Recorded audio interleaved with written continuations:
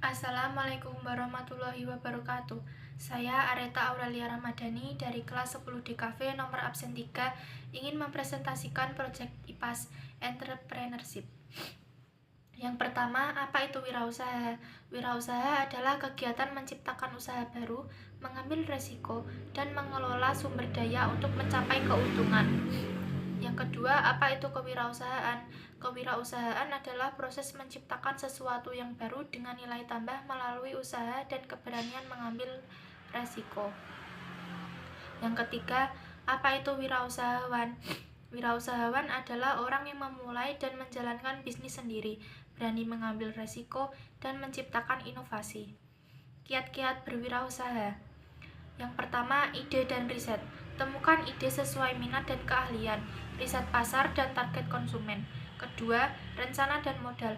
Buat rencana bisnis yang matang dan siapkan modal yang cukup. Yang ketiga, jaringan dan pemasaran. Bangun jaringan dengan berbagai pihak dan lakukan pemasaran yang efektif.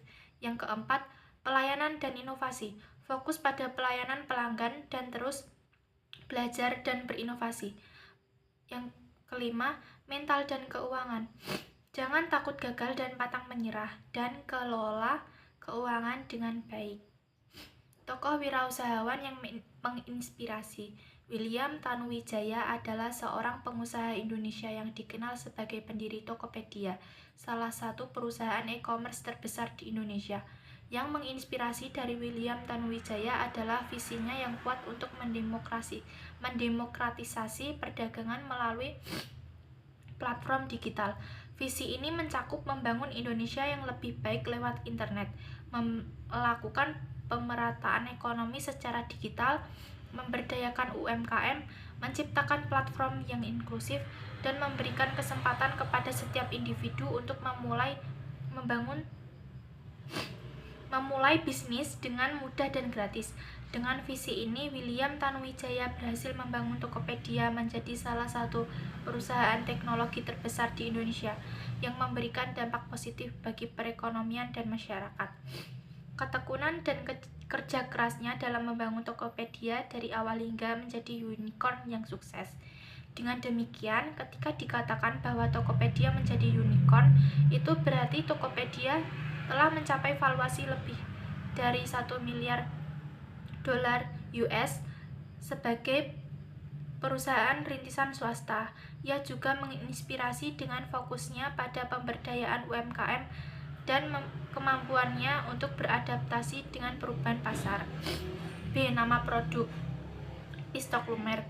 C. Detail produk. Bahan baku menggunakan pisang kepok, kulit lumpia, coklat, dan minyak goreng. Kemasan menggunakan mika plastik bening. Proses perolehan produk atau langkah-langkah membuat secara singkat. 1. Isi kulit lumpia dengan potongan pisang dan coklat. 2. Lipat dan gulung rapi, rekatkan dengan larutan tepung. 3. Goreng hingga keemasan, lalu tiriskan. Dan yang terakhir, sajikan hangat, bisa dengan tambahan topping. D. Alasan memilih produk. Saya memilih untuk menjual pistok karena populer di berbagai kalangan. Bahan bakunya mudah didapat dan murah.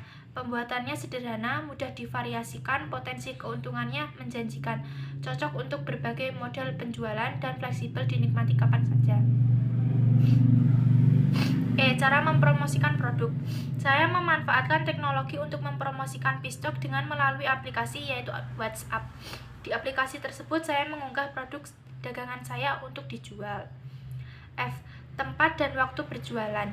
Tempat lingkungan rumah. Waktu 28 Januari sampai 3 Februari. G. Perhitungan modal pendapatan keuntungan.